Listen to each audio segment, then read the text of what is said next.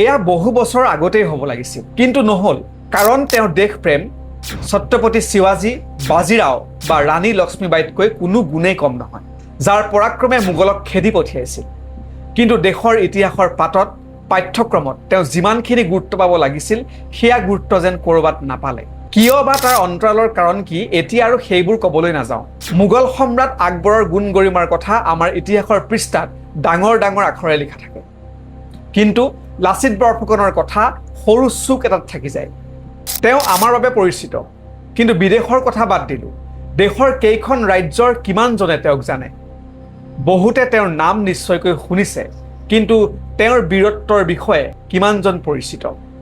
পিছে এতিয়া তেওঁক দেশে ভালদৰে জানিবলৈ বেছিদিন হয়তো ৰ'ব নালাগে। তেওঁৰ বীৰত্বৰ গৌৰৱ গাথা, দেশপ্ৰেমৰ কথা জানি গৌৰৱ কৰাৰ সময়লৈহে এতিয়া মাথো অপেক্ষা। অসম চৰকাৰে লৈছে বৰ ভাল পদক্ষেপ। মুখ্যমন্ত্ৰীৰ ফোন গৈছে বলিউডৰ বিখ্যাত ছবি নিৰ্মাতা আদিত্য ধৰলৈ। কাৰণ লাচিত বৰফুকনৰ জীৱনৰ ওপৰত ছবি নিৰ্মাণৰ পৰিকল্পনা কৰিছে অসম চৰকাৰে। হিন্দী ভাষাত লাচিত বৰফুকনৰ বীৰত্বৰ ওপৰত চিনেমা নিৰ্মাণৰ পৰিকল্পনাৰ কথা জনাইছে খোদ মুখ্যমন্ত্ৰী হিমন্ত বিশ্ব শৰ্মাই। জনপ্ৰিয় ছবি নিৰ্মাতা আদিত্য ধৰে হয়তো পৰিচালনা কৰিব পাৰে সেই ছবিখন। ইতিমধ্যে মুখ্যমন্ত্ৰীয়ে ৰাজহুৱা কৰিছে এই কথা। মুখ্যমন্ত্ৰী হিমন্ত বিশ্ব শৰ্মাই এই সন্দৰ্ভত কি কৈছে আমি দেখুৱাম, কিন্তু তাৰ পূৰ্বে আপোনাক ক'ব খুজিছোঁ আৰু কেইটামান গুৰুত্বপূৰ্ণ কথা। এই বাতৰিটোলৈ মন কৰক। 2023 চনত টাইমছ অফ ইণ্ডিয়াত প্ৰকাশিত এটা বাতৰি। After RRR Baahubali, Vijendra Prasad turns to Lachit Borphukan saga. এই বাতৰিটোত উল্লেখ কৰা মতে বাহুবলী আৰু RRRৰ দৰে ব্লকবাষ্টাৰ ছবিৰ চিত্ৰদায়িত্ব লিখা বিজেন্দ্ৰ প্ৰসাদ এতিয়া অসমৰ ইতিহাসৰ অন্যতম বীৰ লাচিত বৰফুকনৰ কাহিনীত মনোনিৱেশ কৰিছে। ব্ৰহ্মপুত্ৰ দি আহোম ছানৰাইজেছ নামৰ এখন উপন্যাস ইতিমধ্যে লিখি উলিয়াইছে বিজেন্দ্ৰ প্ৰসাদ আৰু কুলদীপ যাদৱে, যিখন সেই বছৰৰে 30 মে'ত উন্মোচন কৰা হৈছিল। বিজেন্দ্ৰ প্ৰসাদক নিশ্চয় আপুনি চিনি পায়। তেওঁ হ'ল ছবি পৰিচালক SS ৰাজামৌলীৰ পিতৃ। এই উপন্যাসখনত তেওঁ একেলগে একশ্যন আৰু ৰোমান্স দুয়োটা উপাদানেই যুগুত কৰিছে। কাহিনীটো আৰম্ভ হয় লাচিত বৰফুকনৰ সৈতে ৰাজকুমাৰী পদ্মিনীৰ প্ৰেমৰ পৰা। কিন্তু আহোম ৰজা স্বৰ্গদেউ যধ্য সিংহই সেই প্ৰেমৰ কথা জানি লাচিত বৰফুকনক ৰাজধানী যোৰহাটৰ পৰাই বহিষ্কাৰ কৰিছিল। প্ৰতিবেদনত লিখা মতে এই ঘটনাৰ পাছতে কাহিনীয়ে নাটকীয় ৰূপ লয়। মোগল সম্ৰাট ঔৰংজেবৰ সৈন্যই আহোম ৰাজ্যত আক্ৰমণ কৰে, যাৰ ফলত আহোম স্বৰ্গদেৱে মোগলসকলৰ লগত চুক্তি কৰিবলৈ বাধ্য হয়, যিখন চুক্তি আছিল আহোমসকলৰ বাবে অপমানজনক।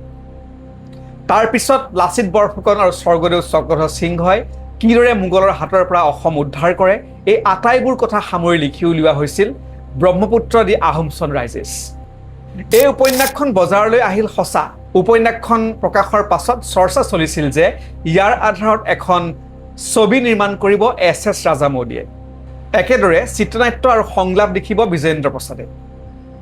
আৰম্ভ হৈছিল হেনো প্ৰি প্ৰডাকশ্যনৰ কামো। বিষয়টো কিছুদিন চৰ্চিত হৈ থাকিল যদিও এতিয়া গুগল কৰিলে ওলায় There is no Bollywood movie directed by SS Rajamouli about Lachit Borphukan. স্বাভাৱিকতে এইখিনি জনাৰ পাছত আপুনিও হয়তো ভাবি ল'লে যে SS ৰাজামৌলীয়ে বৰ্তমান সময়ত লাচিত বৰফুকনৰ ওপৰত ছবি নিৰ্মাণৰ কোনো পৰিকল্পনা কৰা নাই, বা বিজেন্দ্ৰ প্ৰসাদেও লাচিত বৰফুকনৰ ওপৰত ছবি নিৰ্মাণৰ বাবে কোনো ধৰণৰ সংলাপ বা চিত্ৰনাট্য এই মুহূৰ্তত ৰচনা কৰা নাই। এইখিনি জনাৰ পাছতো আপোনাৰ বাবে নিশ্চয়কৈ আছে ভাল খবৰ। এতিয়া মুখ্যমন্ত্ৰীয়ে কি কৈছে শুনক। আমাৰ অসমৰ ইতিহাসৰ লগত জড়িত বহুত কেইখন আঁচনি হাতত লৈছো। আপোনালোকে জানে যে কেইদিনমান আগতে ধুৰন্ধৰ বুলি এখন চিনেমা ওলাইছিলে। চিনেমাখন বহুত হিট হৈছিলে। মই চিনেমাৰ প্ৰসংগত আৰু এটা দুটা কম। এই চিনেমাখনৰ ডাইৰেক্টৰ আছিলে আদিত্য ধৰ। তেখেত আজিৰ দিনত সমসাময়িক ফিল্ম প্ৰডাকশ্যনত তেওঁ যথেষ্ট নাম কৰিছে। কেইটামান দিন আগতে মই তেওঁৰ লগত টেলিফোনত কথা পাতিছিলো যে আমি লাচিত বৰফুকনৰ ওপৰত এনেকুৱা সুন্দৰ বোলছবি এখন হিন্দী ভাষাত গোটেই ভাৰতবাসীয়ে চাব পৰা লাচিত বৰফুকনৰ এখন ওপৰত আমি এখন সুন্দৰ বোলছবি নিৰ্মাণ কৰিব নোৱাৰো নেকি, যিখন নেকি এনেকুৱা ধৰণৰ হয় যাক আমি এখন ব্লকবাষ্টাৰ ফিল্ম বুলি কওঁ। তেনেকুৱা ফিল্ম এখন আমি বনাব নোৱাৰো নেকি? আদিত্য ধৰ ডাঙৰীয়াই মোক কৈছিলে যে তেওঁ মোক আগষ্ট মাহত লগ পাব আৰু লাচিত বৰফুকন চিনেমাখনৰ বিষয়ে তেওঁ মোৰ লগত কথা পাতিব। মই ভাবো যে তেখেতেই হওক বা আন কোনোবা ডিৰেক্টৰক সন্মুখত ৰাখি আমাৰ চৰকাৰে যদি এখন লাচিত বৰফুকনৰ সুন্দৰ চিনেমা প্ৰডিউচ কৰিব পাৰে আৰু লাচিত বৰফুকনক আমি যদি ভাৰতবৰ্ষৰ চুকে কোণে বিশ্বৰ চুকে কোণে লৈ যাব পাৰো, ইও আমাৰ চৰকাৰৰ এক বিশেষ সফলতা হ'ব। কথা শুনি আপুনিও নিশ্চয় ভালেই পাইছে। অসমৰ বীৰ, অসম গৌৰৱ লাচিত বৰফুকনৰ ওপৰত বলিউডত নিৰ্মাণ হ'ব ছবি, নিশ্চয়কৈ গৌৰৱৰ কথা, নিশ্চয়কৈ আগ্ৰহ বাঢ়ি আহিলে। পিছে এটা কথা ঠিক, ছবিখনৰ কাহিনী কিন্তু সঠিক ৰূপত আগবাঢ়িবই লাগিব, তেতিয়াহে লাচিত বৰফুকনৰ বীৰত্বৰ কথা সমগ্ৰ দেশবাসীৰ ওচৰত সঠিক ৰূপত উপস্থাপন কৰিব পাৰিব। কিন্তু এই ছবিখন যে সঠিক দিশত আগুৱাব সেই কথাও কিন্তু নিশ্চয়কৈ বিশ্বাস কৰিব পাৰি। অসম চৰকাৰৰ সাংস্কৃতিক বিভাগ, মুখ্যমন্ত্ৰী হিমন্ত বিশ্ব শৰ্মাই সন্মুখৰ পৰা যিহেতু সমগ্ৰ পৰিকল্পনাক নেতৃত্ব দিব, নিশ্চয়কৈ সেয়া ভালেই হ'ব। একেদৰে যদি আদিত্য ধৰৰ দৰে ছবি পৰিচালকে এই ছবিখন পৰিচালনা কৰে, নিশ্চয়কৈ অন্য এক মাত্ৰা পাব। কাৰণ উৰি দি চাৰ্জিকেল ষ্ট্ৰাইক, আৰ্টিকল 370, ধুৰন্ধৰৰ দৰে ছবিৰে দৰ্শকৰ মন জয় কৰি থৈছে আদিত্য ধৰে। আদিত্য ধৰে নিশ্চয়কৈ জানে এখন ছবিয়ে দৰ্শকৰ মন জয় কৰিবলৈ কি ধৰণে আগুৱাই লৈ যাব লাগে। গতিকে এতিয়া মাথো অপেক্ষা সময়লৈ। লাচিত বৰফুকনৰ বীৰগাথা বিয়পি পৰক সমগ্ৰ বিশ্বলৈ।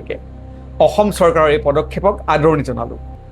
আজিৰ ভিডিঅ' ইমানেই, পৰৱৰ্তী ভিডিঅ'ত পুনৰ লগ পাম। ধন্যবাদ। আমাৰ অসমৰ ইতিহাসৰ লগত জড়িত বহুত কেইখন আঁচনি হাতত লৈছো। আপোনালোকে জানে যে কেইদিনমান আগতে ধুৰন্ধৰ বুলি এখন চিনেমা ওলাইছিলে। চিনেমাখন বহুত হিট হৈছিলে। মই চিনেমাৰ প্ৰসংগত আৰু এটা দুটা কম। এই চিনেমাখনৰ ডাইৰেক্টৰ আছিলে আদিত্য ধৰ। তেখেত আজিৰ দিনত সমসাময়িক ফিল্ম প্ৰডাকশ্যনত তেওঁ যথেষ্ট নাম কৰিছে। কেইটামান দিন আগতে মই তেওঁৰ লগত টেলিফোনত কথা পাতিছিলো যে আমি লাচিত বৰফুকনৰ ওপৰত এনেকুৱা সুন্দৰ বোলছবি এখন হিন্দী ভাষাত গোটেই ভাৰতবাসীয়ে চাব পৰা লাচিত বৰফুকনৰ এখন ওপৰত আমি এখন সুন্দৰ বোলছবি নিৰ্মাণ কৰিব নোৱাৰো নেকি, যিখন নেকি এনেকুৱা ধৰণৰ হয় যাক আমি এখন ব্লকবাষ্টাৰ ফিল্ম বুলি কওঁ, তেনেকুৱা ফিল্ম এখন আমি বনাব নোৱাৰো নেকি। আদিত্য ধৰ ডাঙৰীয়াই মোক কৈছিলে যে তেওঁ মোক আগষ্ট মাহত লগ পাব আৰু লাচিত বৰফুকন চিনেমাখনৰ বিষয়ে তেওঁ মোৰ লগত কথা পাতিব। মই ভাবো যে তেখেতেই হওক বা আন কোনোবা ডিৰেক্টৰক সন্মুখত ৰাখি আমাৰ চৰকাৰে যদি এখন লাচিত বৰফুকনৰ সুন্দৰ চিনেমা প্ৰডিউচ কৰিব পাৰে আৰু লাচিত বৰফুকনক আমি যদি ভাৰতবৰ্ষৰ চুকে কোণে বিশ্বৰ চুকে কোণে লৈ যাব পাৰো, ইও আমাৰ চৰকাৰৰ এক বিশেষ সফলতা।